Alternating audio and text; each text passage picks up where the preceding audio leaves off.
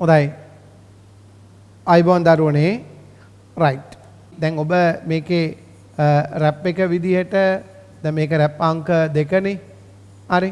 Rap අංක 2 විදිහට දාලා ඔබ වෙනම පොතක් දැන් රැම් කරන පොත තමයි මේ සඳහා අපි භාවිත කරන්නේ. තේරෙනවද? රැම් වලට අදාළ පොත මේ රැප් එක මම දාලා තිනවා මේ දිගට දාපු නම අපි එහෙම යන්. right. රැප් කියන එක. එතකොට මේකේ පසුගිය විභාග ගැටළු වලට අදාළව 15ක් ප්‍රශ්න කෙරෙන්නේ. ඒ 15ට සමාන්තර ගැටළු 15ක් මම කරනවා. දැන් ඔබ ඒක කරන්න ඕනේ මේ ගැටළු 15 කරලා ඉවර වෙලා හරිනම් මේකට අදාළ මහාචාර්ය රෝසස්ගේ විවරණ බලලා ඔබත් පොඩි විවරණයක් වෙලා ගහලා ඉවර වෙලා ඊට පස්සේ මේකට සමාන්තර ගැටළු 15 සාකච්ඡා කිරීම තමයි යෝග්‍ය. එතකොට තමයි තියරි එක ඇඟට වදින්නේ. ඒක එහෙම් පිටින්ම නෙමෙයි හෙට මෙහෙට දාලා තියෙන්නේ. එතකොට හරියන ප්‍රමාණය MCQ හුරුව අර තියරි එකක් දන්නකොට MCQ කරන හැකියාව වැඩි කරන්න. දැන් භෞතික විද්‍යාවේ බහුවර්ණ ප්‍රශ්න පත්‍රයේ තුලනේ යම්කිසි අර්ධ ගේම් එකක් තියෙන්නේ. අනිත් ඒවා ගේම් එකක් නෑ කියන එක නෙමෙයි. හැම එකටම හොඳට ප්‍රැක්ටිස් වෙන්න ඕන. සමහර ප්‍රැක්ටිස් වුණත් ළඟ එහා මෙහා වෙන MCQ එකට අදාළව අපි අසාමාන්‍ය පුහුණුවක් ගන්න ඕනේ. right එහෙනම් පටන් ගමු. right ඔලු කෙලින් තියාගන්න ලස්සට වාඩි වෙන්න හැමෝම. කොබානේ මාත් එක්ක මේ රැප් එක MCQ පසුගිය විභාග ගණන් වර්ෂයක් දාලා තිනවා. ඊට අදාළව මේ ගැටලු ටික මාත් එක්ක හොඳින් සාකච්ඡා කරන්න ලෑස්ති අය. දැන් මේක සාකච්ඡාවට පෙර ඔයගලන්ට අපේ සයිට් එකේම ඔයගලන් මේ MCQ 15 තනියෙන් කරලා තියෙන්න ඕන. කරලා දැන් ලකුණු කීයද කියලා අරගෙන ඊට පස්සේනේ මේකේ ඩිස්කෂන් එක ලැබෙන්නේ. right කොබාන්න මේක කරන්න හොඳින් මාත් එක්ක සාකච්ඡාවට ලෑස්ති අත උස්සන්න හොදට. හොත්තට ඔළුවට ඉහලින් අත කෙලින් ඔළුව කෙලින් අත කනේ ගෑවෙන්න අත උස්සන්න. අපේ පන්තිවල විදිය එකනේ. මේවට කවුරු ලැජ්ජ වෙන්න ඕනේ නැහැ. right okay එහෙනම් මාත් එක්ක පටන් ගමු. පළවෙනි එක. දැන් පළවෙනි එක තමයි මේ විදියට 2005 A level MCQ දෙවෙනි එක විදිහට තියෙන්නේ. right මෙතන තියෙනවා C සමානයි K බෙදීම රෝ වල වර්ගමූල සමීකරණේ C යනු වේගය සහ රෝ යනු ඝනත්වය වේ. කේවල ඒකකය. කේවල ඒකකය අහන්නේ. දැන් අපිට සාමාන්‍යයෙන් හිතන දේ තමයි සාමාන්‍යයෙන් මේකේ K උක්ත කරගන්න එක ටක් ගාලා දෙපස වර්ග කරන එක C වර්ග මෙතන K බෙදීම රෝ ගන්න හිතෙනවා. එතකොට K කියන එක අපි දන්නවා මෙතන අනේ රෝ C වර්ග. K කියන එක රෝ C වර්ග කියන එක. කේවල ඒකක ගන්න ගියාම මෙයාගේ ඒකක ගන්න ගියොත් මෙතන වෙන්නේ ඝන මීටරයට කිලෝග්‍රෑම්. අර්ධ C වර්ග කියලා කියන්නේ ms ඍණ K වර්ග m වර්ග s ඍණ 2නේ. ඔය විදිහට ගත්තොත් මෙතනදී එන්නේ මෙතනදී මොකද්ද කියන එක නේ. right එතකොට මෙතන එනවා kg m ඍණ 1 s ඍණ 2. right මෙතන එනවා kg අර්ධ m ඍණ 1 s ඍණ 2 කියන එක එනවා. m ඍණ 1 s ඍණ 2. ඉතින් ඒ අනුව උත්තරේ අපිට මෙතනදී හතරවෙනි එක කියලා තීරණය කරන්න පුළුවන් ටක් ගාලා. තේරෙනවද? ඉතින් මේකත් එක්ක දැන් මෙහෙම සාමාන්‍ය විදියේනේ මෙතනදී මේක උක්ත කළා කරන එක. එහෙම නැතුව අපිට මේකත් එක්ක මතක් වෙනවා නම් අර ඔයගලන්ට b සමානයි ගැමා p බෙදීම රෝ වල වර්ගමූල සමීකරණයට ටක් ගාලා මතක් වුණා නම් අපි දන්නවා වායුවක් තුළ ධනිවේගය සඳහා v සමානයි ගැමා p බෙදීම රෝ වල වර්ගමූලය. ඉතින් ගැමා වලට ඒකකයක් නැහැනේ. වායුවක ප්‍රධාන විශිෂ්ඨාපදාරිතා අතර අනුපාතයෙන් ගැමා වලට ඒකකයක් නැත්නම් අර මෙතනදී මේ තියෙන්නේ රෝ යනු ඝනත්වය කියලා තියෙනවනේ. එහෙනම් මෙතන K වෙන්න ඕනේ. Kට තියෙන්න ඕනේ පීඩනයේ ඒකක පීඩනයේ මාන කියන අදහස ආපු ගමන් අර පීඩනයේ ඒකකය kg මූලික ඒකක ඇසුරෙන් ගත්තොත් kg ms ඍණ 1 කියන පද නෙමෙයි ටක් ගාලා ms ඍණ kg m ඍණ 1 s ඍණ 2කින් උත්තරේ 4 කියලා තීරණය කරන්න පුළුවන්. නැත්නම් ඉතින් මේ විදිහට දෙපස වර්ග කරලා මෙතනින් K උක්ත කරලා ගන්න. ඉතින් මම නම් අනුමත කරන්නේ ඔබ ඒ වගේ පුළුවන් ඒවට අදාළ සමීකරණ මතක් කරමින් ප්‍රශ්නය කිරීම තමයි එතනදී වැදගත් වෙන්නේ කියන එකයි මට නම් හිතෙන්නේ. දැන් පැහැදිලිද? right ඒ වගේ ඒතර සිද්ධාන්ත තියරි කොටස් මතක් තිබීම තුළ ප්‍රශ්නය ඉක්මන් වෙනවා. දැන් මෙයාගේ අපිට මාන ඇව්වනම් එහෙම මාන මොනවද වෙන්නේ? මෙතනදී m l ඍණ 1 මෙතනදී t ඍණ 2 විදිහට අදාළ මාන ගන්න පුළුවන් නේ. m l ඍණ 1 t ඍණ 2. ඉතින් ඒකට අදාළ ඔබ ප්‍රශ්නෙත් එක්ක අදාළ ප්‍රශ්නාංකය දැම්මා 1 2005 A level MCQ මෙතන දෙවෙනි එක විදිහට දාලා මාත් එක්ක අදාළ විවරණය කරගෙන යන්න පුළුවන්. හොඳයි. අපි දෙවෙනි එක විදියට මෙතනදී 2005 A level MCQ 5 වෙනි එක විදිහට මෙතනදී MCQ 5 වෙනි එක right අප බලමු. දැන් එතකොට ගත්තාම මේ විදිහට right බලන්නකො මොකද්ද ගාණි තියෙන්නේ කියලා. මීටර 0.5ක් දිග වයලන තන්තුවක් හර්ට්ස් 440ක මූලික සංඛ්‍යාතයකට සුසර කරලා තියෙනවා. අරද ඒක ටියුන් කරලා තියෙනවා, ටියුන් අප් කරලා තියෙනවා 440ක සංඛ්‍යාතයක. ඊළඟට මෙම තන්තුවෙන් හර්ට්ස් 550ක මූලික සංඛ්‍යාතයක් ලබා ගැනීම සඳහා දනිපෙට්ටි කෙළවරේ සිට කුමන දුරකින් හරි ඇඟිල්ල තැබිය යුතුද කියන එක. ඉතින් අපි දන්නවා ඔය වගේ වෙලාවක ඇදි තන්තුවක මේ මූලික තානේ ඇති වෙනකොට මෙතනදී මොනවා හරි මේ වගේ දඩිමානයක ඒ කියන්නේ গিitar තන්තුවක වයලින් තන්තුවක අපි කතන්දරේ කතා කරලා තියෙනවා. මේකේ අපි දිග මෙහෙම L නම් හරි අපි දන්නවා මෙතනදී right මෙතනදී මූලික තානේදී ලැම්ඩා නෝට් නම් ලැම්ඩා නෝට් බෙදීම දෙක මේවා කරන්නේ මේ තියරි මතක් වෙන්න මිසක් වෙන මේකටවත් නෙමෙයි හැමෝම වෙනුවෙන් මොකද හැමෝම එක මට්ටමේ නෙමෙයිනේ. නමුත් මෙවැනි MCQ ඔබ තියරි හොඳට ප්‍රැක්ටිස් ළමයා මනෝමයෙන් කරන්න ඕනේ. අපි සාමාන්‍යයෙන් දොළ තරංගවල තන්තු වල ස්ථාවර තරංග රටා ටික කරනකොට ඔක්කොම ටික මුලින් ඉඳලා මතක් කරනවා. right? එතකොට ලැම්ඩා 2L අපි දන්නවා. එතකොට මෙතනදී F කියන්නේ නැත්නම් මූලික තානේ F නෝට් නම් මෙතනදී B බෙදීම ලැම්ඩා නෝට් නේ. එහෙනම් මෙතනදී F නෝට් මෙතනදී B වෙන ලැම්ඩා නෝට් වෙනුවට දාන්න පුළුවන් 1යට 2L. B කියන එක දාන්න පුළුවන් T යට M වල වර්ගමූලය කියන එකනේ. එතකොට මූලික තානයට අදාළ සම්බන්ධය අපේ ඔළුවේ ওই විදිහට තියෙනවා. අර F නෝට් 1යට 2L මේවා නිතර හදන ඒවානේ. ඉතින් අපි දන්නවා මෙතනදී මේකෙන් අපිට ගන්න පුළුවන් F නෝට් 1යට 2L මෙතන T බෙදීම මෙතනදී අපි දන්නවා A රෝ වල වර්ගමූලය කියන එක. right? එතකොට F නෝට් මේක අපි සම්බන්ධ කළාම 1යට 2L T මේක දන්න දේ තමයි 5 D වර්ගයට 4. අතරම අපිට මෙතනදී මේ ටික මේ D වර්ගයට 4 මම මේ නිකමට ලියන්නේ මේවත් අපිට ඕන වෙන හින්දා right මෙතන අපි ගොඩක් වෙලාවට F නෝට් 1යට මේක වෙනකොට 2 කැපෙනවා L වරක් D T බෙදීම 5 රෝ වල වර්ගමූලයේ විදිහට එන්නේ. දැන් අපිට ඔය විවිධ සම්බන්ධතා තියෙනවනේ. දැන් මෙතන ගත්තාම මේකේ මුකුත් ගාණ කියලා නැහැ. හරි. බලන්න මෙතන සංඛ්‍යාතයේ ආතතිය මුකුත් වෙනස් කරන්නේ නැහැ. කම්බිය වෙනස් කරන්නේ නැහැ. එකම කම්බිය. එයාගේ දිග විතරයි වෙනස් කරන්නේ. ඉතින් අපි දන්නවා මෙතනින් F කියන එක සමානුපාතිකයි 1යට L ට. හරිද? අවස්ථා දෙක ගත්තොත් F1 යට F2 සමානයි. මෙතන ගත්තාම L2 යට L1 නේ. අපි මෙතනදී F1 L1 සමාන F2 L2 ඉතින් තියරි ටික ඔළුවේ තියෙන කෙනාට ටක් ගාලා ඕක මතක් කරගන්න. මම මේ ඔළුවේ මූලික දේවල් මතක් වෙන්න මිසක් වෙන දෙයකට නෙමෙයි. right? එතකොට ඔබගේ ඔළුවේ මුලින් තියෙන්න ඕන සංඛ්‍යාතය කීයද? 440යි. මෙන්න මේක. 440. වරක් මෙතනදී කෙලින්ම දිග 0.5යි. හරිද? වරක් මෙතනදී සංඛ්‍යාතය වෙනස් කරන්නේ කීයද? 550 දක්වා. වරක් මෙතනදී L2. ඉතින් මෙතන අපිට ටක් ගාලා සුළු කරලා බිඳුවට බිඳුව කැපෙනවා. මෙතන ගත්තොත් නම් කීයද වෙන්නේ? 11 වරක් මෙතන 4යි. මෙතන 11 වරක් කීයද? 5යි. 0.5 කැපුණ ගමන් මෙතනදී පැහැදිලිනේ. මෙතන එන්නේ මෙතනදී 11 වරක් නම් 5යි. බිඳුව කපලා දැම්මයි කියමු. මෙතන 5යි මෙතන 4යි නේ. හරිද? එතකොට මෙතන 0.1යි මෙතන අවසානයේ 0.4යි මීටර් කියන එක එන්නේ L2 දිග. ඉතින් අපිට දැන් අර දැන් මෙතනදී අපි හිතමුකෝ ආරම්භක දිග 0.5 ලෙස තිබ්බයි කියලා. 0.5 ලෙස තිබිලා එතකොට 0.4ක් වුණා අලුත් දිග.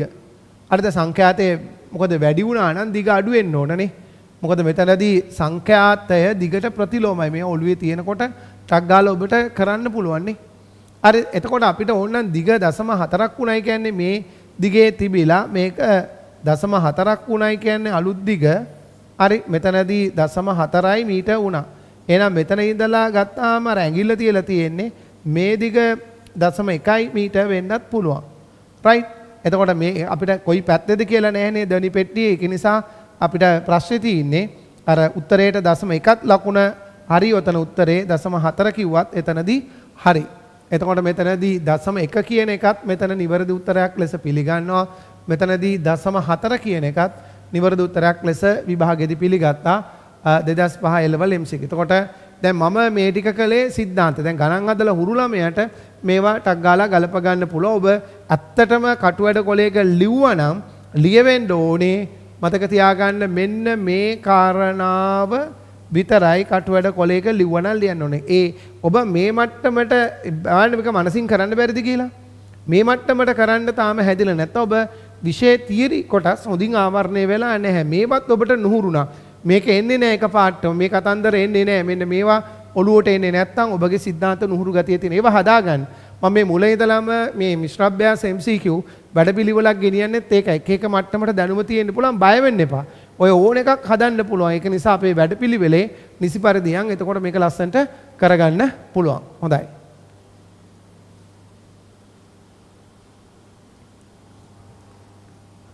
බලමු මෙතන ඊළඟට MCQ තුන්වෙනි එක 2005 level MCQ මෙතන 10 right 10 වෙනි එක. එතන එහෙම ගත්තාම බලන්න ආලෝකයේ වර්තනය පිළිබඳව කරලාද පහත දක්වන ප්‍රකාශ සලකා බලන්න. දැන් ඔබ සාකච්ඡා කරලා තියෙන නිසා ඔබ කරලා තියෙන නිසා තනියම මම සාකච්ඡා කරගෙන යනවා. බලන්න එතන මාධ්‍යයක වර්තනාංකය කියන්නේ රික්තයකදී ආලෝකයේ වේගය බෙදීම මාධ්‍යයකදී ආලෝකයේ වේගය කියන එක හරි අපි දන්නවා මොකද්ද වර්තනාංකය කියලා කියන්නේ n කියන්නේ රික්තයකදී ආලෝකයේ වේගය බෙදීම අදාළ මාධ්‍යයේදී ආලෝකයේ වේගය කියන එක අපි දන්නවා කෙලින්ම নিরপেক্ষ වර්තනාංකය කියන එක ඒ කතන්දරේ. ඊළඟට ආලෝක එක් මාධ්‍යයක සිට තවත් මාධ්‍යයකට ගමන් කිරීමේදී සංඛ්‍යාතය වෙනස් වෙන්නේ නැහැ කියන එක අපි දන්නවා. එතකොට ඒකත් මොනවද? හරි සංඛ්‍යාතය වෙනස් වෙන්නේ නැහැ. ඊළඟට රික්තයක සිට මාධ්‍යයකට ගමන් කිරීමේදී ආලෝකයේ තරංග ආයාමය අඩුවේ කියන එකත් හරි මේව දන්න කියන ජනප්‍රිය කතන්දර මෙතන තියෙන්නේ. ඉතින් අපි දන්නවා මාධ්‍යයක යනකොට මොකද්ද? අර v සමානයි f ලැම්ඩානේ. එතකොට සංඛ්‍යාතය වෙනස් වෙන්නේ නැහැනේ වර්තනයේදී. එහෙනම් මාධ්‍ය දෙකේදී v1 යට v2 සමානයි ලැම්ඩා 1 යට ලැම්ඩා 2 කියන එකනේ. ප්‍රවේග අතර අනුපාතය තරංග ආයාම අතර අනුපාතයට සමානයි. අනිවාර්යයෙන්ම මාධ්‍යයකට යනකොට වේගය අඩු වෙනවනේ. වේගය අඩු වෙනවයි කියලා කියන්නේ තරංග ආයාමයේ අඩු වෙනවා. දැන් රික්තයකදී ඉඳලා මාධ්‍යයකට යනකොට වේගය අඩු වෙනවා. එතකොට වර්තනය වෙන්නේ. එතකොට අපි දන්නවා මාධ්‍යයකින් ඉඳලා යනකොට වර්තනය වීමට හේතුව ගත්තොත් විශේෂයෙන් මේ වගේ ඉඳලා එන ආලෝක කිරණයක් මේකට යනකොට අර්ධ මෙතන පතන කෝණය I නම් මෙතන වර්තන කෝණය R නම් මේ මාධ්‍යයේ ඉඳලා මේකට යනකොට වේගය වෙනස් වෙන්නේ. වේග වෙනස නිසා තමයි මේ යන්න තිබුණු මාර්ගය මෙහෙම යන්න තිබුණු ආලෝක කිරණය මේ වගේ ගමන් මඟ වෙනස් කරලා හැරිලා යන්නේ නේ. කෙලින්ම යන්න තිබුණු කිරණයක් අපගමනය වෙනවා වර්තනාංක නිසා. වේගය වෙනස් වීම නිසා තමයි ඒක වෙන්නේ. ඒතර ABC වගන්ති තුනම සත්‍යයි. ඒ නිසා උත්තරේ පහ බව පැහැදිලි. හරිම ලෙසි සාමාන්‍ය සිද්ධාන්ත. ඉතින් කාට හරි දරුවෙකුට මේවත් වරදිනවා නම් දරුවනේ ඔබ ගොඩක් වැඩ කළා අඩුයි. පුළුවන් තරම් තනියෙන් වැඩ කරන්න. වැඩිය බය වෙන්න එපා. එහෙම කියලා මේ කරගන්න බෑ. මේ ෆිසික්ස් වල මා අමුතු අద్భుත දේවල් තියෙනවා. මේ ලෝකෙක කොට ගොඩ යන්න බෑ. මේක ගොඩ යන්න සුපිරි මොලයක්ම තියෙන්න ඕන. එහෙම එකක් නැහැ. තේරෙනවද? ඕන කෙනෙකුට වැඩ කිරීම තුළ මේවා කරගන්න පුළුවන්. පැහැදිලි නේද? රයිට්. ඕකේ. හොඳයි. රයිට්. හොඳයි බලමු ඊළඟට 2005 level MCQ 11 වෙනි එක විදිහට තියෙන එක. බලන්න දැන් ඔයගොල්ලෝ කරලානේ තියෙන්නේ. සරල අනුවර්තී චලිතේදන වස්තුවක ආවර්ත කාලය. ආවර්ත කාලය අපි T වලින් ගන්න. ආවර්ත කාලය මොනවාද? දෝලනයේ විස්තරය මත රඳා පවතී කියලා තියෙනවා. මොකද හිතෙන්නේ? ඊළඟට තියෙනවා සමතුලිත ලක්ෂයේ සිට සමතුලිත ලක්ෂයේදී වස්තුවේ වේගය මත රඳා පවතී කියලා තියෙනවා. ඊළඟට තියෙනවා වස්තුවේ ආරම්භක පිහිටීම මත රඳා පවතී කියලා. ඉතින් අපි දන්නවා මේ වගේ දැන් එක්කෝ සරල අවලම්බනය අපි කතා කරන්නේ. මේ වගේ සරල අවලම්බයක් පැත්තකට ඇදලා අතෑරියාම මේකේ ආවර්ත කාලය මේක මෙහෙම පැද්දෙනවනේ මෙහෙට. එහෙම පැද්දෙනකොට මෙයාගේ ආවර්ත කාලය රඳා පවතින්නේ කවුරු මතද? ඉතින් අපි ආවර්ත කාලයේ සරල අවලම්බේ ඉතා කුඩා කෝණ සහිතව දෝලණය වෙනකොට 2.5 මෙතනදී L බෙදීම G වල වර්ගමූලයනේ ගන්නෙ. ඒතර ආවර්ත කාලය මෙතනදී දෝලනයේ විස්තරය මත වේගය මත සමතුලිත ලක්ෂයේදී මේ මැද්දනේ සමතුලිත ලක්ෂයේ දෝලන කේන්ද්‍රයේදී වේගය මත හරි ඊළඟට ආරම්භක පිහිටීම මේ අතරින්නේ කොතන ඉඳලාද ඒක මත රඳා පවතින්නේ නැහැ කුඩා කෝණ සහිතව දෝලණය වෙන විට. එතකොට අපි දැනගෙන ඉන්න ඕන එකක් මේක අපේ ඔළුවේ තියෙන්න ඕන තීරි විදිහට. ඊළඟට අපේ සිලබස් එක තුල මේ වගේ දුන්නකට ගැටගැසු ස්කන්ධයක් මෙයාගේ දුනු නියතයකේ එම් ස්කන්ධයක් අදලා තැරියා. මොකද ආවර්තකාල සමීකරණය කියන්නේ බලන්න ටක් ගාලා. මෙයාගේ ආවර්තකාලය එතකොට මෙයාගේ ආවර්තකාලයේ t සමානයි 2.5 m යට කේවල වර්ග මූලයේ විදිහට අපේ ඔළුවේ තියෙන්න ඕන මේකට අදාළව. රයිට් මේ විදිහට. ඉතින් අපි දන්නවා මේ කාරණා තුනම එතකොට දෝලනයේ විස්තරය මත රඳාපවතී කියන එක වැරදි. මේක මත රඳාපවතින එක වැරදි. මේක මත කතන්දරේ වැරදි. වස්තුවේ ආරම්භක පිහිටීම මත රඳාපවතිනවා කියන එක වැරදි. ඒ නිසා A B C යන සියල්ලම සත්‍ය නොවේ කියන එක උත්තරේ කීයද? පස්වෙනි එක වෙන්නේ. පැහැදිලි නේද? රයිට්. එතකොට ඒ තියරි තමයි එතන සිද්ධාන්ත කොටස් එතන කෙලින්ම ආවරණය වෙන්නේ. හොඳයි. හරි. බලන්න මෙතනදී ඊළඟ එක 2005 level MCQ මෙතනදී 14 වෙනි එක විදිහට තියෙන එක. බලන්න අපි සිද්ධාන්ත නිකන් මූලික දේවල්. දැන් අපි සාමාන්‍යයෙන් පොට ඩික්ෂන පන්ති විදිහට කතා කරනකොට දැන් 2021 දරුවන්ට මේකේ අපි සාමාන්‍යයෙන් තියරි ක්ලාසස් වල ඉගෙනවෙච්ච සීමාව තුල යමින් ඒ මතක් කිරීමට කරනවා. අගපාඩම්ද වෙනමම අපි පොඩි සූදානමක යනවා. ඒක තමයි අපි අර ෆවුන්ඩේෂන් 4M එක යන්නේ. ඒ විදිහට ඒවා. එතකොට අපේ අරමුණ තමයි මාස 2-3ක් යනකොටම ඔබගේ MCQ විශාල ප්‍රමාණයකින් කරන්න පුළුවන් මට්ටමට ඔබව ගේන එක. ඉතින් මේක ලොකු කැපකිරීමක් කරලා ලොකු වැඩපිළිවෙලක් සහිත පන්තියක්. ඉතින් අපි දන්නවනේ ලංකාවේ භෞතික විද්‍යාවට ඒ වැහි වැහලා ඉන්නේ නැහැ නේ පුතාලා. එහෙම එන්නේ නැහැ. තේරෙනවද? රයිට්. ඒක නිසා ඒකට අදාළව අපි ඔබ ඒක ගන්න නම් ඔබ මේකෙදි ඔබ පුහුණු වෙන්න ඕන නිසි පරිදි. බලමු මේ ප්‍රශ්නේ. හරි. දැන් තන්තුවක් දිගේ එකිනෙක දෙසට හරි තන්තුවක් දිගේ එකිනෙක දෙසට ගමන් කරන සර්වසම ස්පන්ද දෙකක් රූපේ පෙන්වා ඇත. ස්පන්ද දෙක A අර්ධ සම්පූර්ණයෙන් අතිච්ඡාදනය වන අවස්ථාව සහ B තියෙන්නේ අතිච්ඡාදනය වීමෙන් මද වේලාවකට පසු අවස්ථාව යන අවස්ථා දෙක වඩාත් හොඳින් නිරූපණය කරනු ලබන්නේ. ඒ කියන්නේ මෙතනදී අදිස්ථාපනය වෙනවා. දැන් තරංග දෙකක් ඕ කීපයක් පොදු මාධ්‍යයක ක්‍රියා කරන විටනේ අපි තරංග අදිස්ථාපන මූලධර්මයේ කතා කරලා තියෙනෝනේ. තරංග මොකද්ද? මෙතනදී තරංග අදිස්ථාපන අර්ධ මූල ධර්මය කතා කරලා තියෙනවා. තරංග අදිස්ථාපන මූල ධර්මය. මොකද්ද තරංග අදිස්ථාපන මූල ධර්මයෙන් කියවෙන්නේ? කියන්න බලන්න. තරංග දෙකක් හෝ කීපයක් පොදු මාධ්‍යයක ක්‍රියා කරන විට ඒවායින් ඇතිවන තරංග මිශ්‍ර වීමෙන් ලැබෙන සම්ප්‍රයුක්ත තරංගයේ විස්ථාපනය අර්ධ එක් තරංග මගේ ඇති කරන විස්ථාපනයන්ගේ විජය එකතුවට සමානයි. එතකොට ඒ තියරි වල අඩුපාඩු තියෙනවා නම් දැන් මෙහෙම කියනකොට තරංග අදිස්ථාපන මූලධර්මයේ කියනකොටම ඔබට සිද්ධාන්ත ටික ඇවිල්ලා මෙන්න මේ වගේ සිදුවීම් වෙන්නේ. අපි අර ස්ලින්කි දුන්නක් දිගේ දෙපැත්තෙන් තරංගය වල මිශ්‍ර කරලා පෙන්නලා තියෙන අවස්ථා නේ. මොකද්ද වෙන්නේ කියලා. ඒවට අදාළ සිද්ධාන්ත කරුණුත් එක තියරි ටික එන්නේ නැත්නම් ඔබ ඒ කොටස් නිසි පරිදි ඒ තියරි කොටස් හොඳම දේ ඒ සිද්ධාන්ත හොඳට අල්ලන්න ඕන පුතාලා. තියරි කොටස් ඌමනාමෙන් කරන්න. උතර අපි රිවිෂන් එකේ තියරි හැම එකම යනවනේ ලස්සන්ට. රිවිෂන් 1 2 3 ටියුට්ස් විදියට ඒ කොටස් A to Z හොඳට ගණන් හදලා සවිස්තරාත්මකව යන අංග සම්පූර්ණ රිවිෂන් වැඩපිළිවෙලක් තියෙන්නේ. උපරිම ප්‍රයෝජන ගන්න. දැන් මේ විදියට දැන් මේ එන තරංග දෙක ගත්තාම දෙදිසාවෙන් එනනේ. දෙපැත්තෙන් එන සර්වසම තරංග දෙකක්. එතකොට මේ තරංග දෙකේ මෙයාගේ විස්තරයයි මෙයාගේ විස්තරයයි සමාන වන ආකාරයට ගානේ කියන මේ සර්වසම ස්පන්ද දෙකක් කියලා. අර සර්වසම ස්පන්ද දෙකක් කියලා ගානේ කියනවා. දැන් අපි ගණන් වලට යෙදিলা ඇහැ හුරු කරගන්න ඕන, මනස හුරු කරගන්න. ඒකට තමයි ප්‍රශ්න කරන්න ඕනේ. කරලා ඒක සාමාන්‍යීකරණය කරගන්න මේ විදිහට නේ. අර රූපේ පෙන්වා ඇති පැතින් අතිච්ඡාදනය වෙනකොට අනිවාර්යයෙන් මේ දෙක එනකොට මේ විදිහට මේ විස්තරයේ A තිබ්බනම් මෙතනදී විස්තරයේ A තිබ්බනම් එන අනිවාර්යෙන් විස්තරයේ 2A වෙන විදිහට මෙතන දෙන්න තරංග දෙක අදිස්ථාපනය වෙනවා. වෙලා මිශ්‍ර වෙලා ආයි දෙදිසාවට යනවා. ඉතින් මේක වෙන්න බෑනේ. විස්තරයේ 2A වෙන එකක් මේක තියෙනවා. උඩු යටි කුරු වෙන්න පදනමක් නැහැනේ මේක.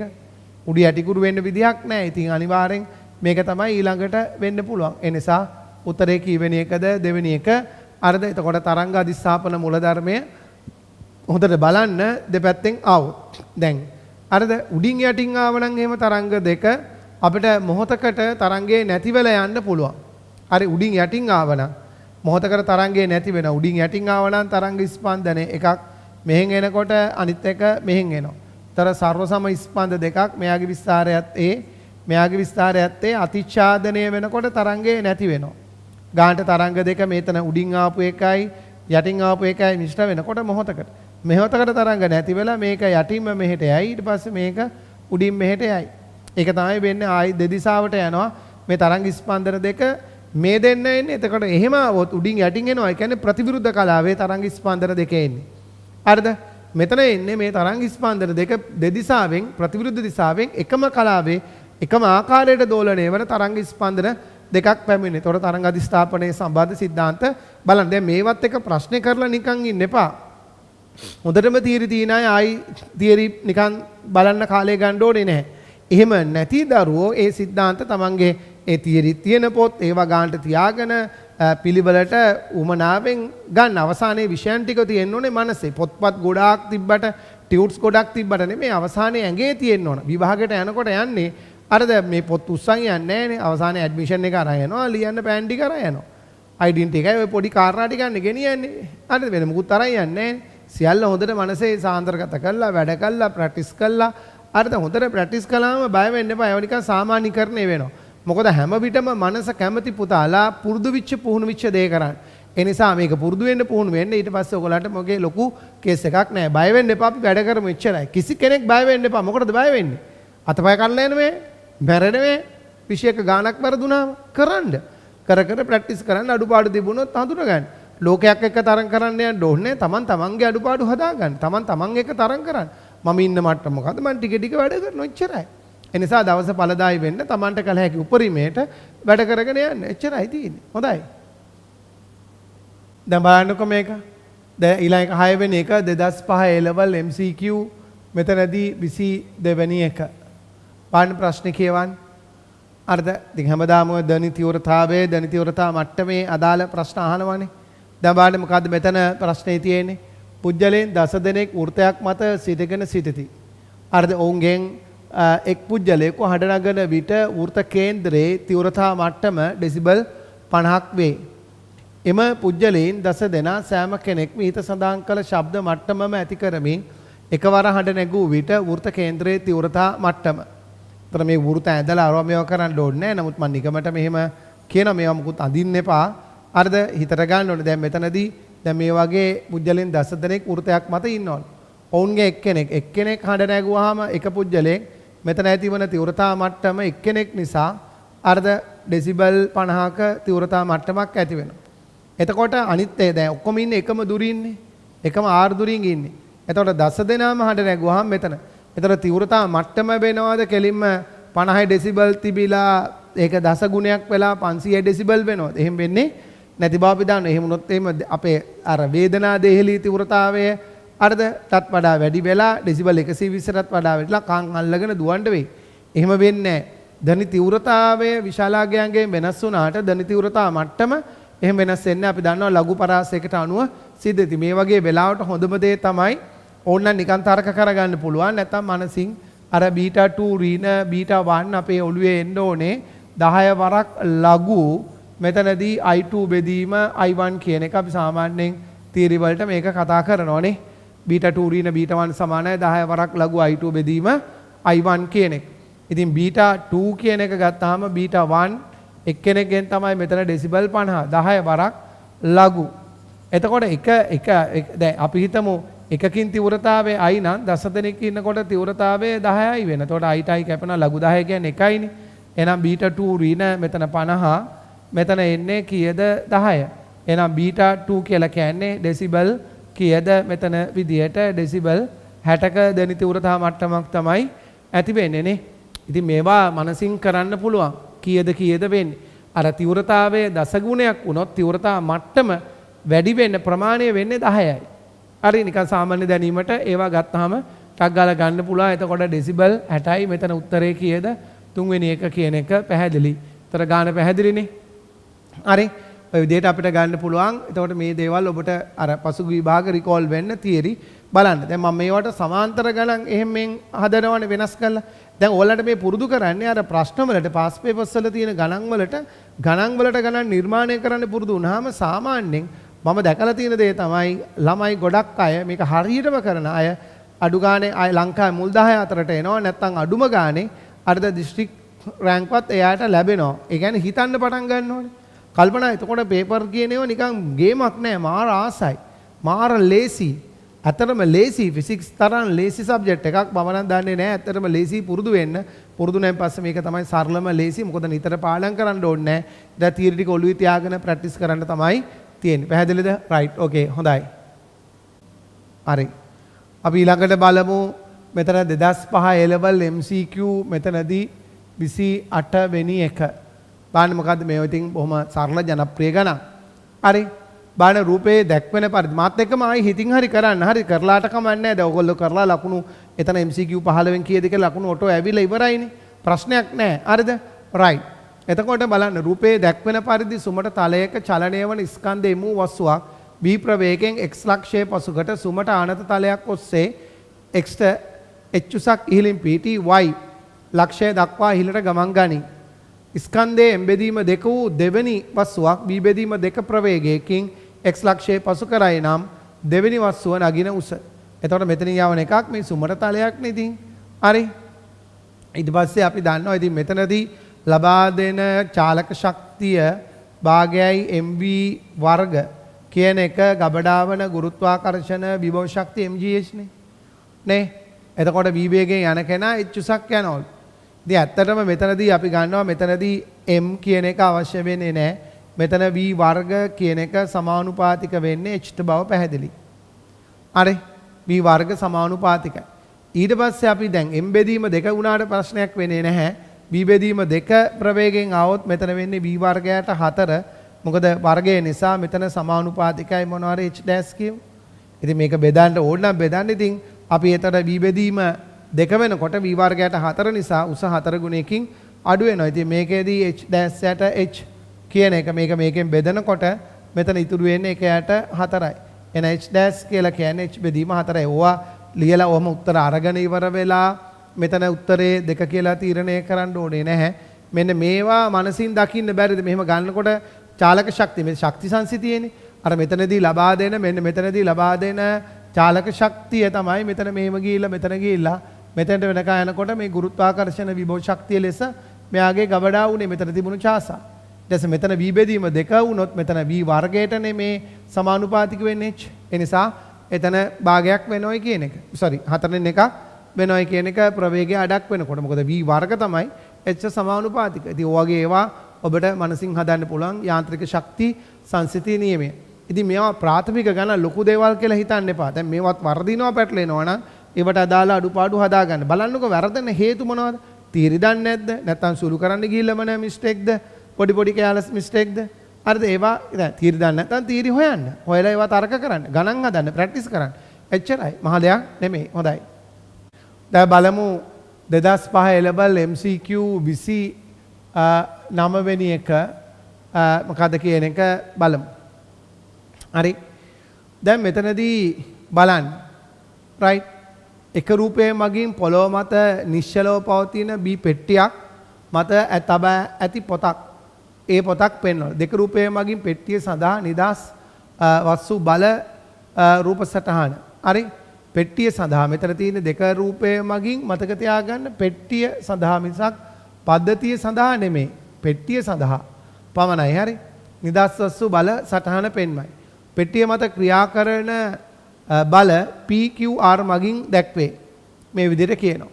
right. පහත ප්‍රකාශ අතුරින් කුමක් සත්‍ය වේද කියලා කියනවා. මෙතන කියනවා Q විශාලයි P ධන R කියන එක. ඉතින් මෙතන මේ පද්ධතිය මෙහෙම තියෙනකොට හරි. ඉතින් අපි දන්නවා මේ ඉහළට බල පහළට බල වලට සමාන නම් Q කියන එක සමානයි P ධන R කියන එක දන්නවා. එතකොට Q විශාලයි P ධන R කියන එක වැරදි. හරි. ඊළඟට කියනවා දෙක පෙට්ටිය මගින් පොළොව මත යෙදෙන බලය P මගින් දක්වයි. හරි. පෙට්ටිය මගින් පොළොව මත යෙදෙන බලය. හරිද? පෙට්ටිය මගින් පොළොව මත යෙදෙන බලය නෙමෙයි P කියලා කියන්නේ මේ පෙට්ටියේ බර. මෙයාගේ මේ තියෙන්නේ මෙතන ගත්තාම මේ තියෙන්නේ පෙට්ටියේ බර තමයි එතන නිරූපණය වෙන්නේ P මගින්. එතකොට ඒක වැරදි. එතකොට ඒ ප්‍රකාශනය. ඊළඟට පෙට්ටිය මගින් පොළොව මත යෙදෙන බලය. පෙට්ටිය මගින් පොළොව මත යෙදෙන බලය Q මගින්. පෙට්ටිය මගින් පොළොව මත බලයද Q නෑ. පොළොවෙන් පෙට්ටිය මත බලය. මේ තියෙන්නේ කාගෙන්ද? බල පිළිබඳ අවබෝධය. පොළොවෙන් හරිද? මෙතනදී පෙට්ටිය මත බලය තමයි මේ විදිහට නිරූපණය වෙන්නේ. එතකොට ඒකත් එතනදී වැරදි. දැන් ඔබට අවබෝධ කරගන්න පුළුවන්. හරි? ඊළඟට පොත මගින් පෙට්ටිය මත හරිනේ. උඩ පොත මගින් පෙට්ටිය මත බලය තමයි මේ R මගින් නිරූපණය වෙන්නේ. පොතෙන් පෙට්ටිය මත බලය. එතන R මගින් දක්වනවා. ඒක හරි. හරිද? Q කුඩයි P දන R කියන එක වැරදි. ඒ නිසා මෙතන උත්තරේ නිවැරදි එක කීයද? 4 වෙනි එක. ඉතින් අපි දැන් පද්ධතිය මතම ක්‍රියා කරන බල හරිද ගත්තොත් මේ විදිහට සාමාන්‍ය අපි අඳිනකොට හැබැයි පද්ධතිය මත ක්‍රියා කරන නිදහස් බල සටහන ගත්තොත් ගොඩක් වෙලාවට මේ අභ්‍යන්තර බල දැන් මේකෙන් මෙහෙම තියෙනකොට පෙට්ටියට මොන හරි බරක් තියෙන්නේ හරිද W නම් මෙතනදී මේක R නම් හරි මේක අපි R මේක තමයි මෙතන P මේක තමයි මෙතනදී Q බලයේ විදිහට තියෙන්නේ නේ. හැබැයි මේ පද්ධතිය මත නිදහස් බල සටහන ඇන්දොත් පුතාලා රයිට් මෙන්න මේ R කියන එක පද්ධතිය මතම මේ දෙන්නම් මත ඇන්දොත් මේ බල දෙකක් වෙනම සමහර ලකුණු කරන්න යන්නේ නැහැ. එතකොට පද්ධතිය මත බල ලෙස මේ අදාළ බල W P Q බල තමයි එතනදී වෙනම ගන්නෙ. තේරෙනවද? පද්ධතිය මත නිදහස් බල සටහන රයිට් ගන්නකොට නිදහස් බල සටහන විදිහට දැන් මෙතන ගානේ කියලා තියෙනවා. මේ තියෙන්නේ පෙට්ටිය සඳහා නිදහස් බල සටහන මේ බොක්ස් එකට අදාළව පමණයි මේ බල සටහන ඇඳලා තියෙන්නේ. පැහැදිලි නේද? බල ලකුණු කිරීම පිළිබඳ අවබෝධයක් ඔබට තියෙන්න ඕනේ. පැහැදිලි නේද? රයිට්. හොඳයි උත්තරේ 4. හොඳයි දැන් බලමු ඊළඟ දැන් අපි 2006 A level MCQ මෙතනදී දෙවැනි එකට යන්නේ. හරි. එතකොට බලන්න එක්තරා මිනුපකරණයක ප්‍රධාන පරිමාණ කොටස් අපි දැන් මොනවා හරි ප්‍රධාන පරිමාණ කොටස් එන්ට්‍රින එකක් ප්‍රධාන පරිමාණයේ කොටසක් අපි A කියලා හිතමු. ඒ වගේ ඒවා එන්ට්‍රින එකක් සංඛ්‍යාවක් වර්ණීය පරිමාණ කොටස් n සංඛ්‍යාවකට බෙදා ඇතනම් උපකරණයේ කුඩාම මිනුම ප්‍රධාන පරිමාණ කොටස් වලින් වන්නේ. ඉතින් ප්‍රධාන පරිමාණ කොටස් වලින් අහන්නේ ප්‍රධාන පරිමාණ කොටස් වලින් කොටස් එන්ට්‍රින එකක් අරගෙන තමයි හදන්නේ.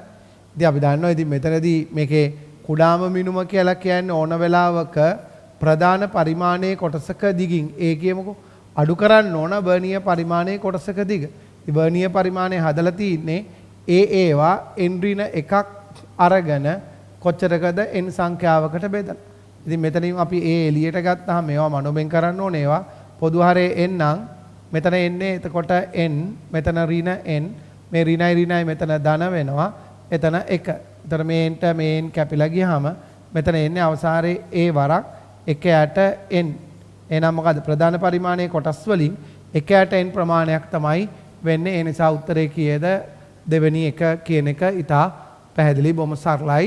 උතර කුඩා මිනුම කියලා කියන්නේ ඕනම වෙලාවක ප්‍රධාන පරිමාණයේ කොටසක දිග කුඩාම කොටසක දිගින් අඩු කරන්න වර්ණීය පරිමාණයේ කුඩාම කොටසක දිග. ඉතින් කෙටි ක්‍රමයේ පාවිච්චි කළොත් මේ තියෙන්නේ මොනවද? ප්‍රධාන පරිමාණයේ කොටසක දිග බෙදන්න වර්ණීය පරිමාණයේ මුළු කොටස් ගානින් ඒ බෙදීම n කියන එක තමයි එතන තියෙන්නේ. ඉතා සරලයි උත්තරේ දෙවෙනි එක. හොඳයි.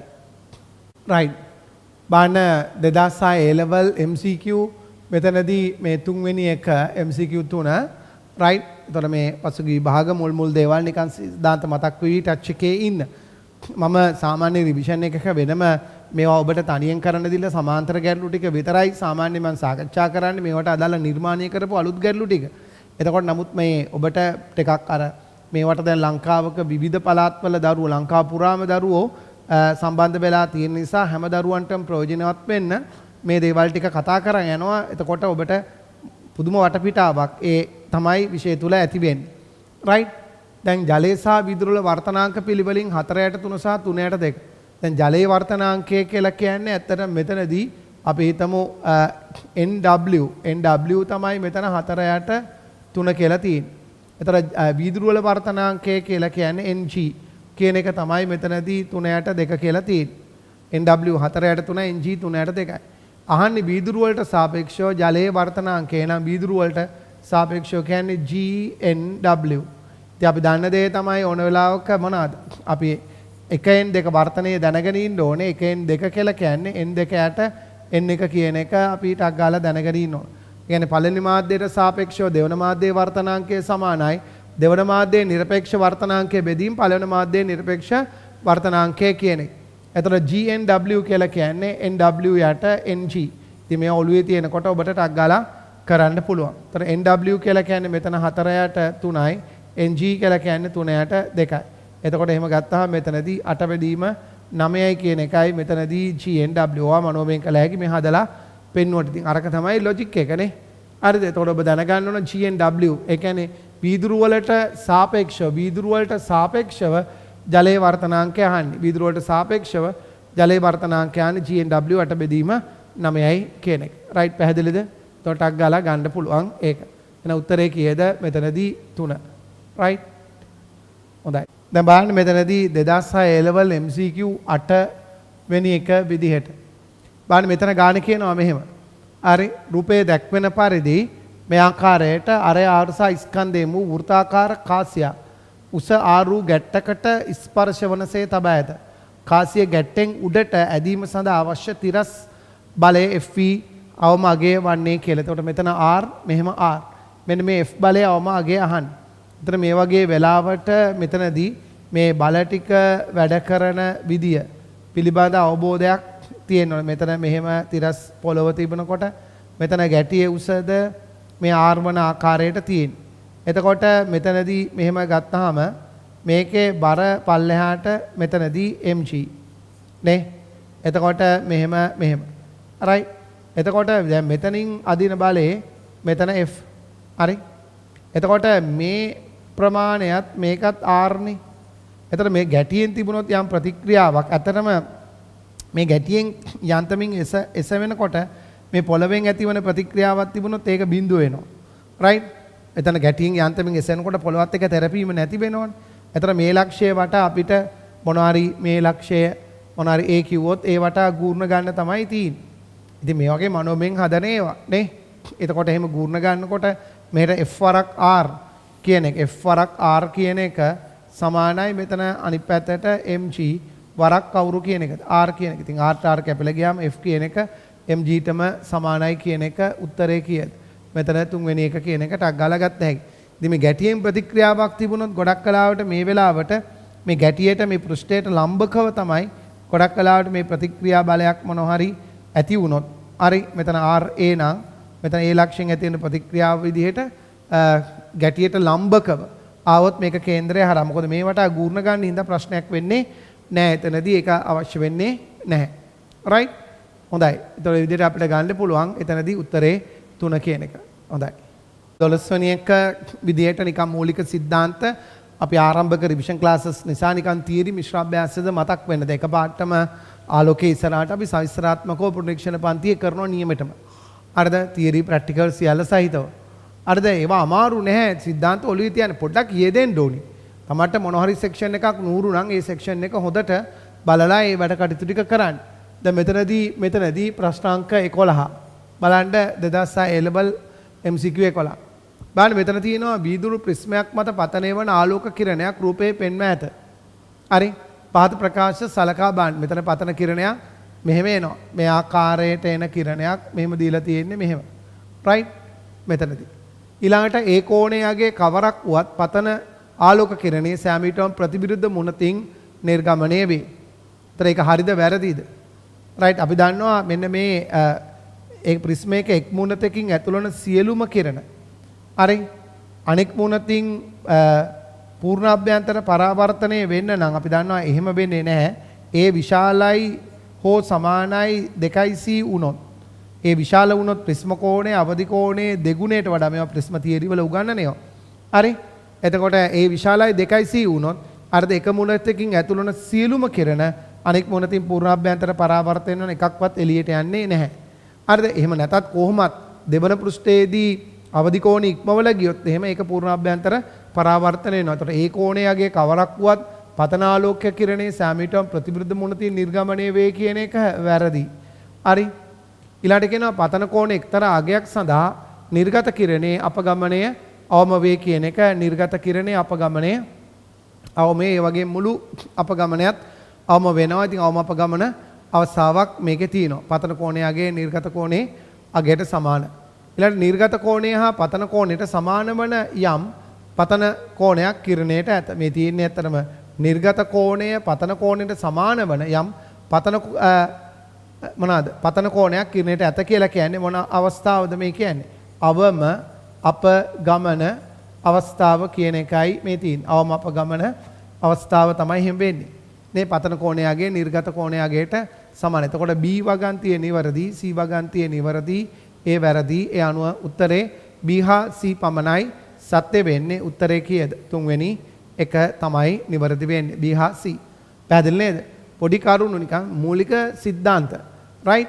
එතකොට ප්‍රිස්ම එකකින් ආලෝකය. මේකත් නිකමට මතක තියාගන්න අපි දැන් ප්‍රිස්ම කළාම ඒ ප්‍රිස්ම තියරි 1 2 3 දාලා ඒ අවශ්‍ය සියලු ගණන් රට ආවරණය වෙන්න කරනවානේ. එතකොට ඒවා ලස්සනට ආවරණය කරන්න පුළුවන්. ඒ විශාලයි 2යි C නම් ඇතුළු එක මුණතකින් ඇතුළු සියලුම කිරණ අනෙක් මුණතින් මොකද වෙන්නේ? පූර්ණාභ්‍යන්තර පරාවර්තනය වෙන එකකින් ඇතුළු වන සියලුම කිරණ අනෙකෙන් පූර්ණාභ්‍යන්තර පරාවර්තනය වෙනවා. ක්‍රවුන් වීදුරු. දැන් බය වෙන්න එපා මොකක්ද බල ක්‍රවුන් වීදුරු කියලා. රයිට් බලන්න මෙතනදී 13 ප්‍රශ්නය 2006 ලෙවල් MCQ 13ම තමයි. රයිට්. එතකොට මෙතන තියෙනවා ක්‍රවුන් වීදුරු තුල රතු ආලෝකය සහ නිල් ආලෝකය සඳහා වර්තනාංක පිළිවෙලින් ඔහොම වර්තනාංක දීලා තියෙනවා. 1.5. ඒ කියන්නේ එකම වීදුරු තුල වර්ණ දෙකේ වර්තනාංක දෙකක් තියෙනවා. රයිට්. එකම වර්තනාංකයේ තියෙන්න බෑ. මොකද හේතුව වෙන වීදුරු වලට ඒ වර්ණය ඇතුළු වෙනකොට රික්තයකදී එකම වේග තියෙනවා. නමුත් ඒවට ඇතුළු වෙනකොට වර්තනාංක වෙනස නිසා තමයි ඒවයි වේගයේ වෙනස තමයි එතනදී වර්තනය වීම වෙන්නේ. ඉතින් අපි අහලා තියෙන ප්‍රශ්න වගන්ති විදියෙන්නේ පහත ප්‍රකාශ සලකා බලන්න. හරි. මෙතන කියනවා රික්තයකදී රතු ආලෝකයේ සහ නිල් ආලෝකයේ වේග එකම වේ. රික්තයකදී නැත්නම් සාමාන්‍ය වාතයේදී එකම වේ කියන එක එතනදී ඒ වගන්තිය හරිනේ. ඔබ කරලා ඉතින් තියරි ඔළුවේ තියෙනවා නම් මේවා ගලප ගන්න පුළුවන්. රික්තයකදී එකම වේග තියෙනවා. ඒතර අපි රික්තයක යනකොට අර වර්ණ අපිට වෙන්වල පේන්නේ නැහැනේ. රතු තැඹිලි කහ කොළ නිල් ඉන්ඩිගෝ දාම් වර්ණ ඔක්කොටම එකම වේග තියෙන නිසා. ඉතින් අපි සාමාන්‍යයෙන් අවුරුදු ගණනාවක පේපර්ස් ටික කරනකොට එකම තියරි තමයි එහෙට මෙහෙට රෝල් කර කර අහන්නේ. අර සිද්ධාන්ත බොහොම පොඩ්ඩයි. හරිද? ඒක නිසා අවශ්‍ය ප්‍රශ්න මේ ලෝකේ තියෙන ඔක්කොම ප්‍රශ්න හොයාගෙන කරලා විභාගයට යන්න බෑ. එන ප්‍රශ්නේ අපිට පාඩම් කරලා යන්න බෑ. අපි දැනගන්න ඕනේ ප්‍රශ්න සිද්ධාන්ත හොඳට දැනගෙන ඒවා ඔළුව පාවිච්චි කරමින් හසුරවන ක්‍රම ටිකක් තමයි අපි පුරුදු පුහුණු වෙන්න ඕනේ. හරිද? ඊළඟට කියනවා ක්‍රවුන් වීදුරු තුලදී රතු ආලෝකයේ වේගය නිල් ආලෝකයේ වේගයට වඩා විශාල වේ. දැන් මෙතන තියෙනවානේ රතු ආලෝකයේ වර්තනාංකය NR කියලා ගත්තොත් NRට වඩා මෙතනදී NB නිල් ආලෝකයේ වර්තනාංකය වැඩිනේ 1.5යි 3නේ. ඒ නිසා වර්තනාංකය වැඩි කියලා කියන්නේ යම් මාධ්‍යයක ඒ මාධ්‍යය තුල වේගය අඩුයි. ඒ නිසා මෙතන ගත්තොත් එහෙම V R විශාලයි කාට වඩාද? Bට වඩා. එතකොට එහෙනම් ක්‍රවුන් වීදුරු තුලදී රතු ආලෝකයේ වේගය නිල් ආලෝකයේ වේගයට වඩා විශාල වේ කියන එක ඒකත් හරි වගන්තියක් විදිහට ගන්න පුළුවන්. ඒ වගන්තිය හරි. හරි. ඊළඟට ක්‍රවුන් වීදුරු සඳහා රතු ආලෝකයේ අවදි කෝණය ක්‍රිටිකල් ඇන්ගල් එක නිල් ආලෝකයේ අවදි කෝණයට වඩා විශාල වේ. ඒතර අපි දන්නවා n සමානයි 1යට කවුද? sin c. අර sin c නේ. ඉතින් අපි දන්නවා n වැඩි වෙන්න n වැඩි වෙන විට කවුද අවදි කෝණය අඩු වෙනවා. වර්තනාංකයේ වැඩි වෙනකොට අවදි කෝණය අඩු වෙනවනේ. දැන් ඔය විවිධ මැණික් වර්ග ගත්තාම ඒවැ වර්තනාංකයේ වැඩි අවදි කෝණය අඩුයි. ඒක නිසා තමයි ඒවට ඇතුළු වන ආලෝක කිරණයක් පහසුවෙන් පූර්ණ අභ්‍යන්තර පරාවර්තනයට ලක් වෙන්නේ. n වැඩි වෙන විට c අඩුයි. ඒ නිසා මෙතනදී කාගේද? දැන් එහෙනම් මෙතන වර්තනාංකය අඩු කෙනාගේ අවදි කෝණය නිසා CR කියන එක විශාල වෙන්න ඕන CBට වඩා අවදි කෝණය වෙන්න. ඉතින් මේවා පොඩි කාරණා අපේ මනසේ සිද්ධාන්ත විදිහට තිබ්බනම් මේවා ටක් ගාලා අල්ලගන්න පුළුවන් නේ. අපි දන්නවා වර්තනාංකය ගැන ඉස්සෙල්ලා ප්‍රශ්නයකට කළේ රික්තයකදී ආලෝකයේ වේගය මම B කිව්වොත් අදාළ මාධ්‍යයේදී vm කිව්වොත් නේ අද ඉතින් සාමාන්‍යයෙන් මාධ්‍යයේදී වේගය අඩු නම් තමයි වර්තනාංකය වැඩි වීම සිද්ධ වෙන්නේ. ඒ නිසා මෙතනදී මෙතන C වගන්තියද මෙතනදී නිවැරදි. ඒ වගන්තිය හරි B වගන්තිය. ඒ නිසා මොකද්ද මෙතනදී සියල්ලම සත්‍ය වේ කියන එක අපිට උත්තරේ පස්වෙනි එකට එන්න පුළුවන් ABC සියල්ලම නිවැරදි කියන එක. පැහැදිලි නේද? right. ඒවට බොම් පොඩි තියරි දේවල් ඔබට අවශ්‍ය දේවල් අවශ්‍ය පොයින්ට් ඒවට අදාළව ලියා ගැනීම සිදු කරන්න පුළුවන්. පැහැදිලි නේද? ඊටාම සරලයි. හොඳයි. හොඳයි. බලන්න මෙතන 14 වෙනි ප්‍රශ්නය 2006 A level MCQ 22 විදිහට තියෙන්නේ. right බලමු. ඊළඟට තිරස් අයිස් පෘෂ්ඨයක් මත සිටින A හා B නැමැති පිරිමි ළමුන් දෙදෙනෙක් උමනාවම කියලා තියෙන A හා B නැමැති පිරිමි ළමුන් කියලා. අර්ධ ගානේ උමනාවෙන් ප්‍රශ්න පත්‍ර හදන ආචාර්ය මහාචාර්ය උමනාවෙන් කියලා තියෙනවා පිරිමි ළමුන් දෙදෙනෙක්. මොකද උන් දෙන්න තමයි දෙපැත්තට තල්ලු කරගන්නේ. ගෑල් ළමයි පිරි ළමයි හිටියොත් බොහෝ විට තල්ලු කරගන්න නැති වෙන්න ඉඩ තියෙනවා. හරිද? right. හැබැයි ඉතින් පිරි ළමයි තල්ලු කරගන්න නැති වෙන්නත් පුළුවන්. ගෑල් ළමයි තල්ලු කරගන්නේ නැති වෙන්නත් පුළුවන් නේද? සමහර විට. හරි. ඕකේ. දැන් එතකොට බලන්න ගානේ ඉතින් මම කියනේව නෙමෙයි මේ ගානේ තියෙනේව මම කියන්නේ. මොකටද ගෑල් පිරිමි ළමයිම කියන්නේ ළමුන් දෙදෙනෙක් කියලා දෙන්න තිබ්බනේ. හරි. පැහැදිලිද? ඒ විශේෂයෙන් ඒක හයිලයිට් කරලම තියෙනවා. right. මේව අත්ලට තියලා දෙන්න තල්ලු කරගන්නවා. සුමට අයිස් පෘෂ්ඨයක ඉන්නේ. දෙන්න ඝර්ෂණය සහිත පෘෂ්ඨයක ඉන්නේ. හරි. තල්ලු කර ගැනීම මගින් ඉවතට ගමන් කරති. A ගේ බර B ගේ බරමෙන් දෙගුණයක්. හරිද? B ගේ බර වගේ මෙයාගේ ස්කන්ධය 2m නම් මෙයාගේ ස්කන්ධය m. කෙනෙක් ඒවා ගාන තුල මනසින් ටක් ගාලා දකින්න ඕනනේ. හරිද? ස්කන්ධය දෙගුණ. A ළමයා මීටර් 4ක දුරක් ගමන් කර ඇති විට B ගමන් කළ දුර. ඉතින් මේවා අපි දන්නවා මනසින් හදන්න පුළුවන්. මෙහෙම දෙන්නට දෙන්න අත්ලට තියලා තල්ලු කරගන්නකොට පද්ධතිය මත බාහිර බලයක් නැහැනේ. ඒ නිසා පද්ධතියට ගමෙතා සංසිතිය දාන්න පුළුවන්. එහෙම ගත්තොත් එහෙම මෙයා මෙහෙට යන වේගය අපි හිතමු VA. මෙයා මෙහෙට යනවා මේක VB වලින් කියලා. ඔම දෙපසට තල්ලු කරගත්තාම නේ. එතකොට පෙර ගම්මිතාව පද්ධතියේ බිඳුවයි. ඉතින් අපි ගත්තොත් මෙයාගේ අර 2යි m වරක් කැමති විදියක් ගන්න පුළුවන්. අපි එක පැත්තකට ගම්මිතා ධන නම් මෙතන ගත්තොත් මෙතන m වරක් VB ඍණ 2යි m වරක් VA. ඉතින් මේවා එහෙම ලියන්න ඕනේ. අපිට එක පාඩම 2යි m වරක් VA සමානයි m වරක් VB ලෙස ලියන්න පුළුවන්. හරි. මේ mට මේ m කැපෙනවා. එතකොට දෙවරක් මෙතනදී යන දුර දැන් ගානේ කියනවනේ ඒ ළමයා මීට 4ක් දුරක් ගමන් කරන විට මෙයා 4ක් යනවා යම් කාලයක් තුල t. එහෙනම් මෙයා යන්නේ x දුරක් නම් ඒ කාලය තුල t.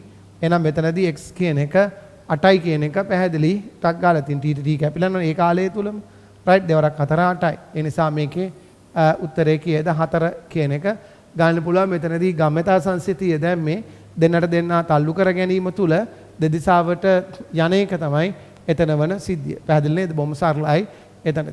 එන උත්තරේ 4 කියන එක. හොඳයි. අංක 15 මෙතනදී MCQ මෙතනදී 34 වෙනි එක 2006 දැන් ගත්තාම බලන්න මෙහෙම තියෙන සිද්ධියක් තියෙන්නේ. ඒකාකාර තුනී කම්බියකින් සාදන ලද ස්කන්ධයෙන් වූ වලල්ලක ඒ ලක්ෂය එක රූපේ මේ විදිහට තුලින් වූ වලල්ලේ තලයට ලම්බක අක්ෂයක් වටා අවසිතික ගූර්ණය 2m වර්ග වෙනවලු. ඊළඟට දෙක රූපේ පෙන්වා ඇති පරිදි ඒ හැඩයට නැමු විට එම අක්ෂය වටා අවසිතික ගූර්ණය වන්නේ. ඉතින් මෙතනදී මේකේ දැන් මෙහෙමනේ තියෙන්නේ. මේ ලක්ෂය වටා තමයි මේක මෙහෙම තියෙද්දි මේක හරි මෙහෙම. එතකොට දැන් මේ කෑල්ල මෙහෙමම තියෙද්දි මේ කෑල්ල මෙහෙමම තියෙද්දි මේ කෑල්ල කපලා මෙහෙම හයික හරවල විතරනේ. හරි. එතකොට දැන් අපි මෙහෙම තියෙනකොට මේ භ්‍රමණාක්ෂයේ ඉඳලා ස්කන්ධ ව්‍යාප්තියින්ට තියෙන දුරවල් ওই විදිහට මේ මෙතන ඉඳලා මේ තැන් තියෙන මේ ඔක්කොටම වටේට තියෙන දුර. මෙතන ඉඳලා මෙහෙම අරයි මේක. දැන් මෙතන ගත්තත් මෙහෙම මේක හැරෙව්වයි කියලා මේ කෑල්ල වගේම තමයි අර භ්‍රමණාක්ෂයේ ඉඳලා ස්කන්ධ ව්‍යාප්ති වලට දුරවල් වල මොකක් වෙන්නේ නැද්ද? වෙනසක් වෙන්නේ නැහැ. එහෙනම් මේ අවසිතික ගුණ අදිශයන්නේ දිශා බලපාන්නේ නැහැනේ. අදිශයක් නිසා මේ අවසිතික ගූර්ණයම තමයි වෙනසක් වෙන්නේ නැහැ. ඒ නිසා අවසිතික ගූර්ණය මෙතනදී කීයද 2m වර්ගම තමයි වෙන්නේ වෙනසක් වෙන්නේ නැහැ. අර අවසිතික ගූර්ණයේ තීරණය වෙනවා පුතාලා මොකද්ද? I සමානුපාතිකයි කවුරු මතද? එකක් තමයි ස්කන්ධය. ඊළඟට I සමානුපාතික වෙනවා මොනවා හරි භ්‍රමණක්ෂයේ ඉඳලා ස්කන්ධ ව්‍යාප්තියට තියෙන දුරෙහි වර්ගයටනේ. රයිට් මත තමයි තීරණය වෙන්නේ. ඒක නිසා මොකද්ද ස්කන්ධයේ වෙනසක් වුණෙත් නැත්නම් භ්‍රමණක්ෂයේ ඉඳලා ස්කන්ධ ව්‍යාප්තිය වලට තියෙන දුරවල් චූටි චූටි ලක්ෂ ස්කන්ධ ලෙස සැලකුවාම මේවට දුරවල් වෙනස් වුණෙත් නැත්නම් අවසිතික ගූර්ණයේ වෙනසක් වෙන්න පදනමක් නැහැනේ. අවසිතික ගූර්ණයේ වෙනසක් වෙන්න හේතුවක් නැහැ. ඒක නිසා ඒ විදිහට අපිට ඒ කතන්දරේ ගලප ගන්න පුළුවන් බොහොම සරලයි. උත්තරේ කීයද? එතකොට පස්වෙනි එක. තේරෙනවනේ? ඒතර අවසිතික ගූර්ණය කියන අයිඩියා එක ඔළුවේ තියාගන්න. හරිද? කිසියම් වස්තුවක් සිය භ්‍රමණක්ෂය කියන්නේ භ්‍රමණ යම් අක්ෂයක් වටා සිය භ්‍රමණ චලිත ස්වභාවයන්ගේ වෙනස් වීමට යම් අකමැත්තක් තියෙනවා. අර එන්නේ අකමැත්ත තමයි අවස්ථිතිය භ්‍රමණ අවස්ථිතිය හේවත් අපි අවස්ථිතික ගූර්ණය කියලා අදහස් කරන්නේ. අවස්ථිතික ගූර්ණය කියලා අදහස් කරන්නේ. පැහැදිලි නේද? රයිට් හොඳයි. මේ MCQ 15 හොඳට බලලා දැන් මහාචාර්ය රෝස සර්ගේ විවරණ රිෆර් කරන්න ඕන. හරිද? කවුරුත් මේ අධිතක්සේරුවට අවතක්සේරුවට යන්න ඕනේ නැහැ. අර දේව අධ්‍යයනය කරමින් ඉක්මනට අර කියවන තමන් අධ්‍යයනයේ යෙදෙන ගතිය තමන් විසින්ම හදා ගන්න ඕන. අපි තොර ගයිඩ් කරලා දෙනවා. රයිට්. දැන් මේකට අදාළ ඔබ ඊළඟ MCQ 15 දැන් අපි මේ 15 කරලා ඒ අදාළ විවරණ බලලා දැනුම අරගෙන යෙදිලා ප්‍රැක්ටිස් වෙලා ඉවර කරගෙන යන්න. ඔහොම යනකොට නිකන් විෂයත් එක්ක විෂයට ආදරය කරමින් විෂයක ජීවත් වෙන ගතිය ඉබේම හුරු පුරුදු වෙනවා. සාමාන්‍යීකරණය වෙනවා. එතකොට ෆිසික්ස් කියන එක ගේමක් නෑ. ලස්සන සුන්දර පහසුම පහසු විෂය වෙනවාම තමයි. අනිවාර්යයි අපිත් එක්ක බය නැතුව වැඩ කරන්න. හොඳයි.